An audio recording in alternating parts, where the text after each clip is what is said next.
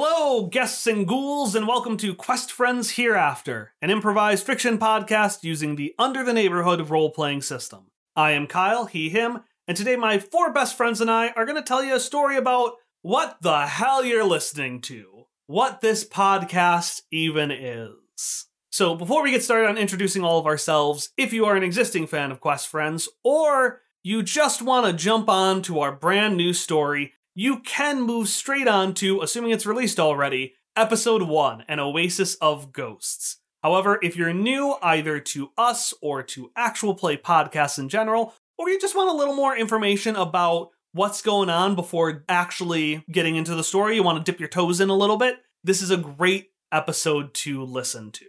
What we'll be going over specifically: 1. Who are you people? 2. What's a podcast? 3. Okay, so what's a role-playing podcast, though? 4. What's the role-playing system that we use, and how does it work? 5. What is the world of Quest Friends Hereafter like? 6. Who are we playing? And then finally 7. How can I listen to the first episode? To listen to these options again, press 0. I saw you waiting for that. I was like, what is Ari doing? Is she typing something? I was waiting for that. I've been waiting for this. I got about halfway through the list, and I thought, oh no, numbering this list was a bad idea. That's a lot of numbers. It's a lot of numbers. That's 7 whole numbers. Because I first wrote it down, like, numbers are nice. They're comfortable. They're simple. They know it. The audience knows exactly what they're in for. And in addition, we'll have in the description timestamps for when each of these things start. So if you want to just jump straight into what our system is or what our world is, you can do that. Anyways, now that everyone's spoken, let's introduce ourselves so that the next time we speak, people know who we are. So I've already introduced myself. I am Kyle, he, him. I am your host, and I have other roles that we will get to when they are relevant. The one that compared this to a phone number is me. Hello, I am Ari, pronouns she, her. Is that all I say? That's all you say. That's all you say. We'll get more into it later. They just want to know, you're Ari. That's who you are. Unless we want to do like a fun fact about ourselves. The fun fact is that I made the phone number joke. Well, that's it. Everyone's got to tell a fun fact now. Hope you're ready to be back at college. A phone fact. A phone fact about yourself. A fact about you and phones. No. I'm Emily, and my pronouns are they, she. And my phone fact is that I sound like Hallie, but I'm not her. Hi, I'm Tom. My pronouns are he and him. A fun and or phone fact about me is I'm dead inside. And I work on phones in my real life. Alternatively, I have a podcast. This is not new information for you, but I like using it as a fun fact in terrible work icebreakers, and then not explain to them what the podcast is. You're probably talking about like crimes or something. That's what I hear all podcasts discuss crimes. Yeah, they ask, what do you talk about? And I'm like, it's more like a story. My own family doesn't understand it. You ever heard of D&D? It's really hard to explain it. That's why we're doing it in this episode.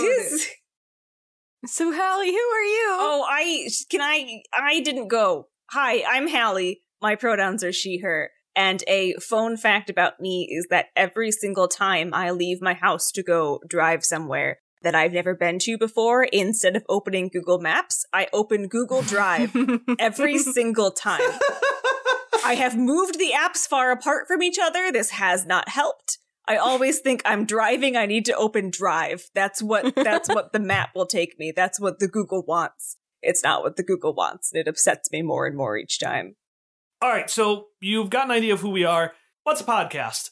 If you are listening to us, you might have an idea of what a podcast is, or you may have just had a friend send this to you. You may have heard the trailer and said, I'm going to go on to questfriendspodcast.com. That's what the trailer told me to do. So what a podcast is essentially a group of people, or one person, any amount of people equal to or more than one, sitting or standing or laying and speaking into a microphone. Brilliant. To me, it's like modern radio, but you get to pick what programs you want to listen to, and you don't have to go through all of those weird ads, usually, at least not for us. I actually really like that way of thinking. It's a lot like how with standard television, you turn on the TV at some time, and whatever's on the station at that time is what you're listening to. Whereas if you go onto YouTube or Netflix or Hulu or something like that, you get to watch the episodes whenever you want.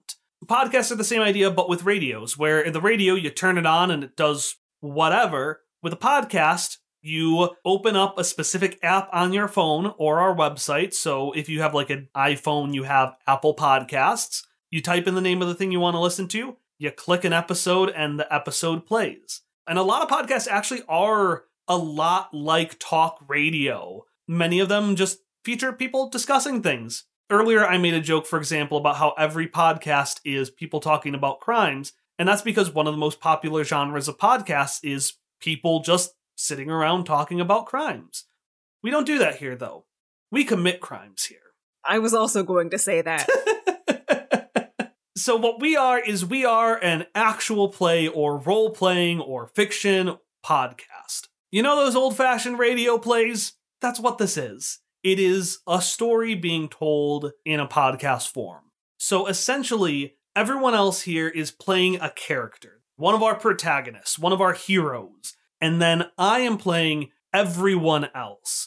An example for this could be, let's say you're listening to a version of Star Wars, and you have one person playing Luke, one person playing Leia, one person playing Han, and then one person playing Chewie. Sure.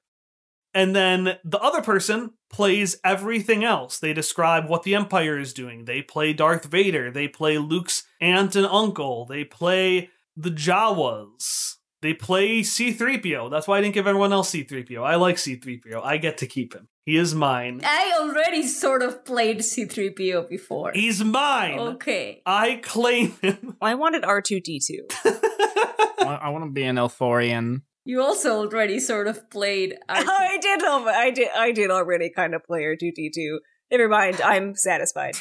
So that's essentially how it works. Everyone else is called a player because they play a specific part of the role, a player or a PC, player character, and I play the game master or GM. And anyone I control is a non-player character because they're not played by a player. So for example, in the scenario we talked about, if Ari is C-3PO, that's a PC. If Hallie is R2-D2, R2-D2 is a PC. If I play Darth Vader, because I usually play the villains, that is an NPC.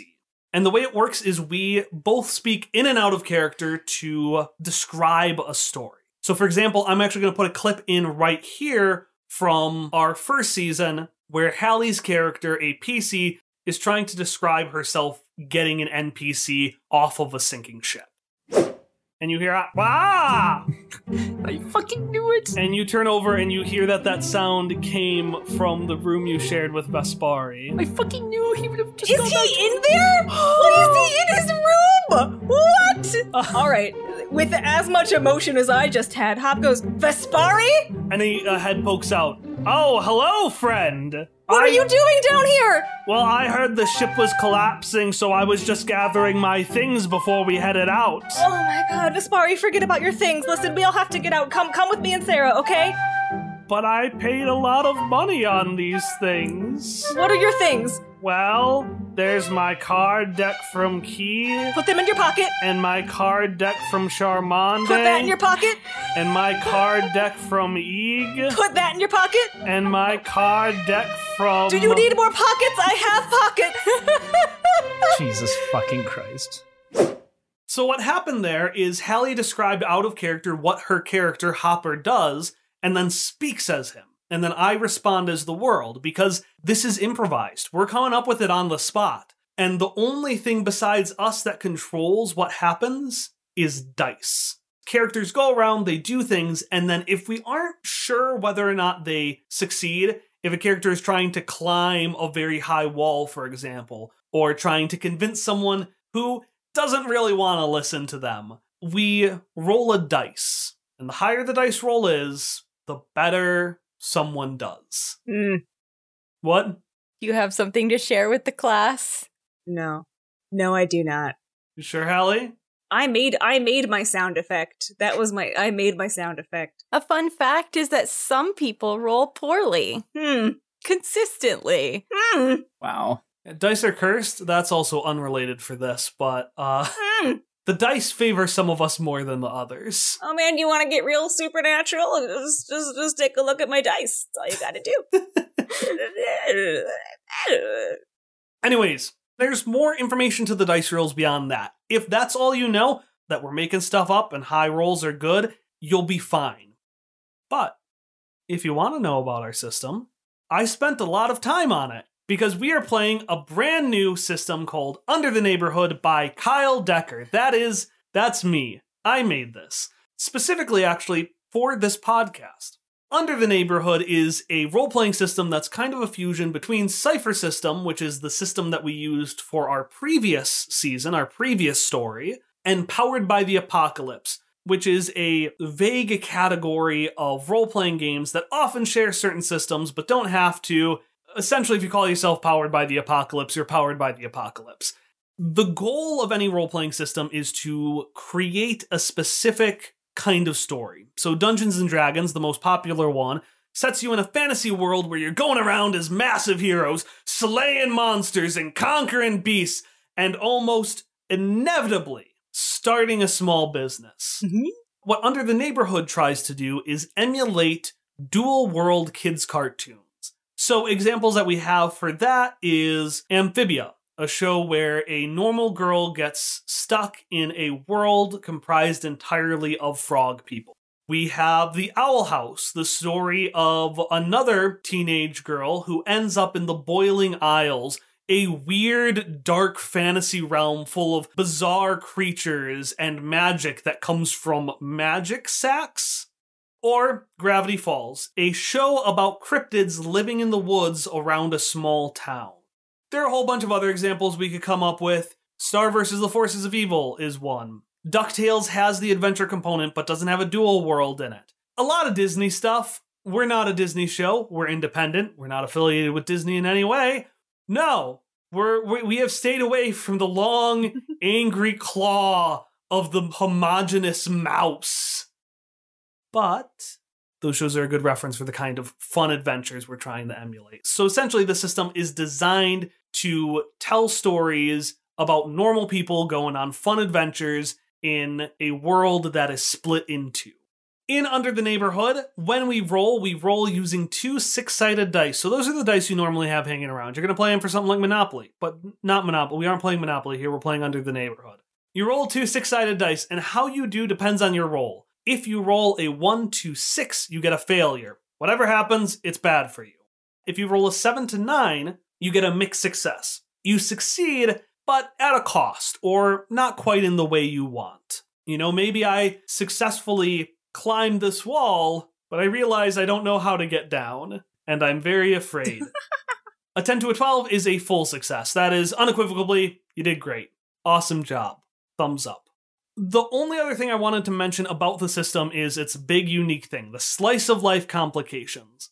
So in the shows that we talked about, almost every adventure starts with something mundane. Like, spoilers for Amphibia Season 2, there's an episode where an old frog named Hop Hop commits a string of crimes with a theater troupe that commits crimes and then has to chase them and a giant worm. But this all starts because he sees a group and is like, I've always wanted to be an actor. I'd like to act. Or there's another one from the show Gravity Falls, where the main character, Dipper Pines, he's a 12-year-old boy, and this older, surly teen challenges him to a fight. And in an attempt to avoid this fight, Dipper brings a Street Fighter fighting video game character to life, and then sends this digital character to fight a teenage boy on his behalf. And that's pretty much how they all start. They start with something mundane, which then, because of the magical nature of the world, spirals into something silly and fun.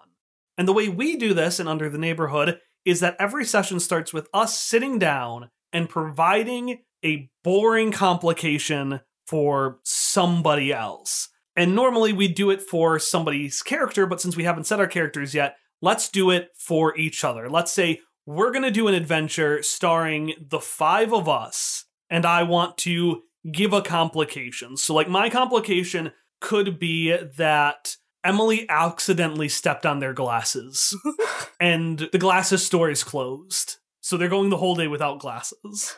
Glasses store. Not the glasses store. My complication for Hallie is she can't get into the car. Fucking rude. Oh, the thing that actually happened to me today. Fucking rude. Yeah, the thing that I said, hey, this would make a great slice of life complication, except that it's because it really happened to me. I would never have been able to make it up. For context, listeners, this might all be cut.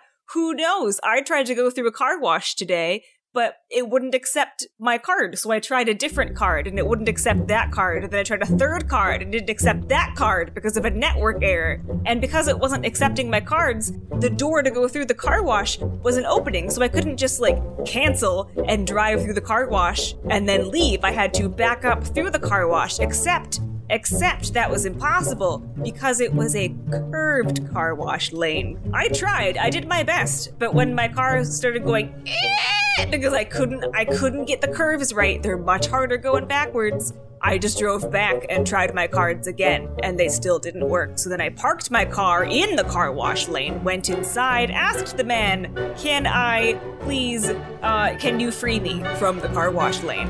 And he thought that the exit door wasn't opening, but then he saw what the problem was when he came outside. Said, that's a weird problem I have literally never seen before. When my cards wouldn't be accepted, then I had to go back in, wait for another man to buy chips and soda, and then charge the car wash to the cash register, get a code, and then could I use it to go through the car wash. The entire car wash process took me 23 minutes. TLDR, Hallie's stuck in the car wash. So everyone would suggest a slice of life complication, and after all those, we would choose which one was our favorite. Which out of this group, I think we would pick the car wash, probably. Probably. Rude. And then we would take that, and that would be a core part of our story. And what we would do is then we would add our magical world on top of that, and just have fun. In this case, Hallie's character got stuck in the car wash, but oh no, let's say we're playing Amphibia, the game we're playing is about a frog world. So instead of being in the car wash, Hallie's snail is stuck in the hop wash, which is the name of their version of the car wash in the frog world. Please, don't make me stuck in the hop wash. Why would you do this? And instead of being like something that spreads water, I don't know, it's like an angry stork that shoots water out of its gullet. And then as we play on, the stork ends up eating a snail or something like that. What starts as a very mundane, very boring story eventually turns into our heroes trying to rescue their snail car from the hop wash crane. Don't hurt my Kia snail. My Kia snail deserves the best, and he finally got a really good car wash today. So I would hope that my Kia that I confused myself. Cut all of that. So yeah, once we start with our slice of life complication, which one is our favorite, and we layer our fantasy world on top of it, we then do that improvised back and forth. Everyone describing what they do, I describe the world, and then we roll when we aren't sure what would happen if someone tries something that wouldn't clearly succeed or clearly fail. That's all we're going to discuss under the neighborhood today, but as I said, it's a brand new system and there is a lot to it beyond just what I said. So if you're interested in Under the Neighborhood, we have links in the description of this episode. And the description is just, if you look up this episode, there should be a section with words next to it. That's the description. Almost always it's below the episode when you look at it on your phone. If you want the full list of rules for Under the Neighborhood, which I spent a lot of time working on, you can purchase the game. We also have a free version with a lot of the rules stripped out, just so you can practice playing the game, practice the core of it without getting bogged down in the details, and just really playing with that slice of life complication and then improv added on top of it. And that free version, as well as the paid version, will include information about our world of Hereafter. Because at long last, we're finally here. If you're someone who already knew how a role-playing system worked, someone who didn't sweat the details of Under the Neighborhood, and someone who already knew what a podcast was, we finally hit it. The section full of new information for you. Quest Friends Hereafter. has nothing to do with our previous season. Our previous season was the sci-fi world. We're not that. We are in the modern day, more or less. Is it 2022 in the world of our game? Probably, but it's Ghost 2022. Because in the world of Quest Friends Hereafter, the world has been split into the realms of the living and the dead. The way the world of Quest Friends Hereafter works is you start here. The here is the realm of the living. It's where living people live. It's where we are right now. This is our mundane world. It looks pretty much the same as our world does, but with some changes, because ghosts exist. And that would change things. I mean, ghosts might exist in this world too, but like everyone knows that ghosts. What is our We Love Ghosts chant, Hallie? Remember when we did our stream where we were like, oh, thanks everyone for listening to season 1. Here's season 2. We love ghosts! And we bothered all of Tom's neighbors, or Tom was at least worried about that. Okay, fine. Here's our chant of us mentioning this during our season finale from last season. What if the magic was death? What if the Motherfucking ghosts! It's ghost time, baby! Ghosts! We love ghosts! We love ghosts! We love ghosts! We love ghosts! We can't be chanting this right now. It's so late at night. So ghosts exist, but for the most part, the people living in the here are people who look like you and me. They are people who are alive. Then when you die, you go to a place called the Hereafter. The Hereafter is filled with ghosts and ghouls and skeletons and zombies and vampires and whatever other creatures we decide to add. Essentially, if it is an undead mythological creature, it is there in the Hereafter. And that's the basic gist. So you have the here where people who are living live, you have the Hereafter where people who are dead live. And by going to a theroport, which is essentially a intermortal airport, people can freely travel from one realm to the other. Now, I know what you're thinking, Kyle. So, all right, so if you die, you go from the here to the Hereafter. What if you're in the Hereafter and you die? Yeah, we thought about that. We have an answer, and Lucas Bang will talk about it in a future episode. Listen to find out. In addition to humans, who regularly go from the here to the Hereafter to the afterworlds, there are creatures called Necromon. And if it sounds like we just made a ghost Pokemon, that's 'cause we did. It's Pokemon, baby! But also Yu-Gi-Oh! But also Cardcaptor Sakura! Could be Digimon. Digital monsters. Necromon, they're cute little critters. Some of them are very ghost-themed, some of them are just... Avocados. Avocados. A weird bird we like. There's a crayon. Any animal that we have taken a fancy to, we have somehow turned it into a Necromon. It's very true. Any animal. Like a book. Yeah, exactly. The majestic book in its natural habitat.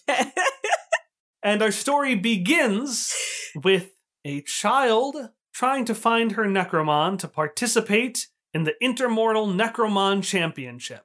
It's like the World Cup plus the Olympics, but it's just one sport, and that sport is children dueling with books, birds, and avocado. It's the world you've always wanted. You don't have to lie to us.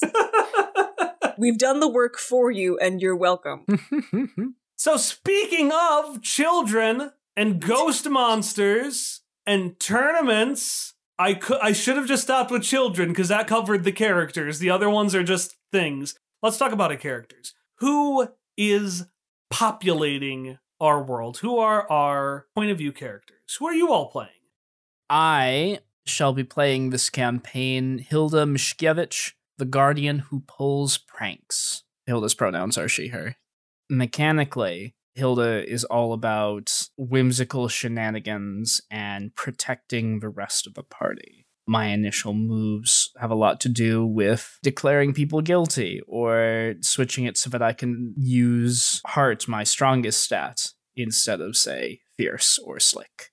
Character-wise, Hilda is, I don't want to say a protagonist because I desperately don't want that, but like, Hilda is kind of like the kid who has entered into a strange new world in one of the example shows we compared this to, with like some small twists. But she is suddenly involved in much bigger adventures and is trying to figure out what she wants to do with her life.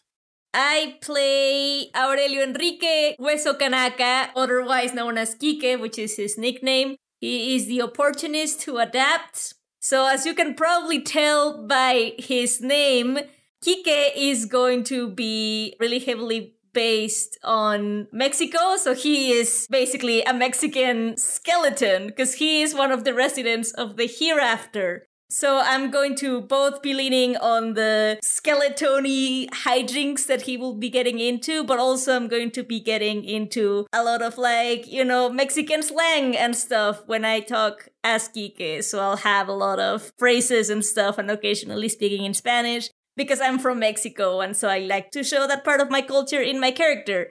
Kike himself is an old skeleton-y man that just wants to live his life in peace. In the process, he gets into a lot of hijinks that he never asks for. Mm-hmm. His gimmick is that since he's the opportunist who adapts, he adapts to a lot of the things in the environment to get the best of the situation. I am playing Sparky Malarkey, she, her, the intuition who investigates. Sparky Malarkey, contrary to what you would believe, has not hit her golden age yet. That is in the future. At some point, I'm lying. It's not. It's in the past. Sparky Malarkey was an intrepid teenage reporter with her own little squad of mystery-solving friends, a la Scooby-Doo. They were called Pickle, the Private Investigators Limited Corporation. Is that what it was? Where's the... I made this, but I forget it every single time I say it. That doesn't even spell pickle. Wait, Private Investigators Corporations Limited? I know it's like PICL something. Private Investigators Corporation Limited Enterprises. Limited Enterprises. Okay, there's an E on the end that I forgot about it. So Pickle, she was part of Pickle. She's the only thing keeping Pickle going out there alone in her van in the junkyard.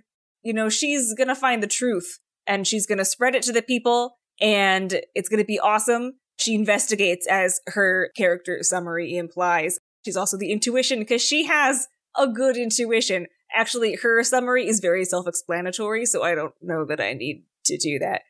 Sparky Malarkey, ace reporter. Peaked in high school. No. I'm playing the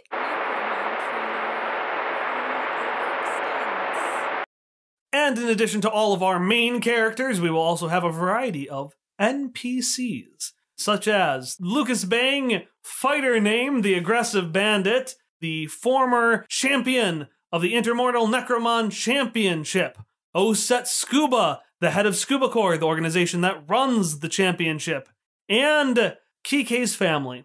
But not all of them, because I can't do that many voices. But just know that he has a lot of family around. They're just every corner. You lift up a map, one of Kike's family is there. He has a lot of family.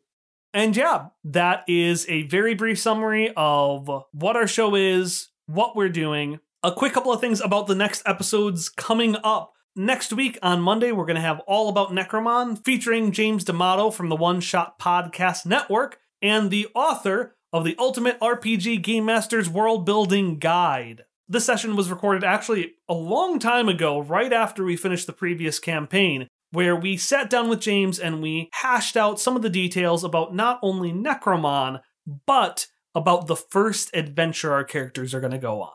The episode releasing after that is Episode 1, An Oasis of Ghosts. This is a double-length episode that serves as the first adventure of our characters. The way our episodes are normally going to work is that they are going to be multi-part adventures, usually two-parters, that all have a kind of episodic format. So Episode 1, An Oasis of Ghosts, is going to have a beginning, middle, and an end. Episode 2, after that, Hilda's Rival, is going to be split into two parts. Episode 2-1 and Episode 2-2. That's going to tell another complete story. And then when that one is done, we'll move on to Episode 3-1 and 3-2, which will tell its own adventure. It's basically similar to some of the TV shows that we are inspired to, where they are episodic, but then they also build into an overall plot eventually, but each episode or two-parter episode is a self-contained thing. Yeah. That is a perfect explanation. So again, Next Monday, All About Necromon, featuring James D'Amato. And then the week after that, on Monday, April 4th, Episode 1, An Oasis of Ghosts, a double-length adventure. And then 2 weeks after that, because we have a bi-weekly schedule, Episode 2-1, 2 weeks after that, 2-2, so on and so forth. You can find episodes at questfriendspodcast.com or by searching Quest Friends with an exclamation point on a podcatcher of your choice. So like that Apple Podcast, Google Podcast, Stitcher, we should be on all of them. We're also going to have listen-alongs when episodes release at twitch.tv/questfriends. So if you'd like to listen to an episode on the day it releases with other folks and then just hang out with me as I have a chill little hangout and play a game, you can check out twitch.tv/questfriends at 7 p.m. Central Time on the day the episode comes out. And that's going to be every Monday that an episode comes out, starting with An Oasis of Ghosts. Yeah, and that's pretty much that. Thank you so much for listening. I hope you really enjoy our brand new campaign with brand new characters and a brand new story. We're very excited for the ghosty times. If you wanted to find anything I discussed at all, if you want to find our Twitch page, if you want to find questfriendspodcast.com, if you want to find any of the multiple places that I have put up Under the Neighborhood for purchase alongside the demo version, you can check the description to this episode. But other than that, thank you so much for listening, and if you're going to listen to the James episode, we will see you, you will hear us, we will interact through the medium of you hearing us next week.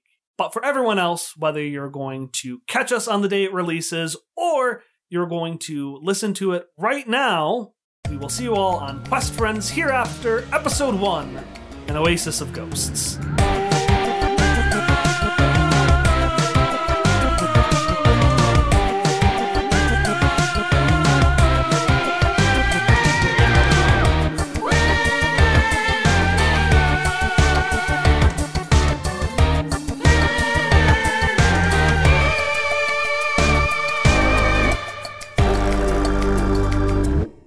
I'm not even going to have anyone suggest that. I think I'm just going to have Hallie do her rant and move on from there, if that's all right with everyone else. That's fine. Sounds good. I was just going to chime in. Hallie's coffee pot is broken, and she can't make any coffee. I almost said that.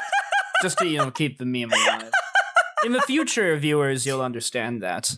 I have one for Kyle, and it's that the grocery store only has applesauce with the sugar added. Hallie picked a pepper that was the spicy one instead. Oh no, I did that. I thought it was a banana pepper, and it was a Hungarian wax pepper, and it hurt a lot when I ate it, thinking that it was a banana pepper. Necromon, which were the dead Pokemon that you talked about earlier. For spirit Pokemon. Are they dead if they originated in the world of the dead? What happens to a dead Necromon? We're not going to answer that question. I don't want to go there. They don't die. I don't want to think about it.